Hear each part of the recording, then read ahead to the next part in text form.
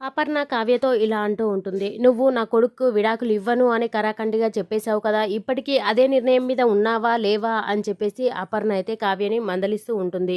ఇంకా అదే నిర్ణయం మీద ఉంటే నేనొక నిర్ణయం తీసుకున్నాను అని చెప్పేసి చెప్తూ ఉంటుంది అపర్ణ. "మీరే నిర్ణయం తీసుకున్నా కూడా నేను నిర్ణయం మార్చుకోవడానికి అది వ్యాపారం కాదు, సంసారం.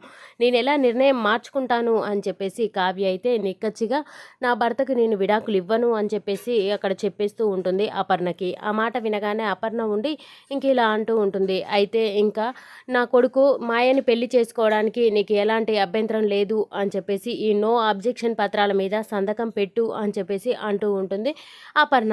ఇంకా ఆ మాట వినగానే కావ్య గుండె పగిలిపోతూ ఉంటుంది. ఒక్కసారిగా షాక్ అయిపోయి అలా చూస్తూ ఉండిపోతుంది. అదేంటి అంటే నేను ఇలా ఉండంగానే ఇంకా మాయకిచ్చి పెళ్లి చేస్తారా నా భర్తని అని చెప్పేసి షాక్గా చూస్తుంది. ఇక్కడ ఉన్న రాజు కూడా అంతే, అలా షాక్గా చూస్తూ ఉండిపోతాడు ఇంకేం మాట్లాడకుండా.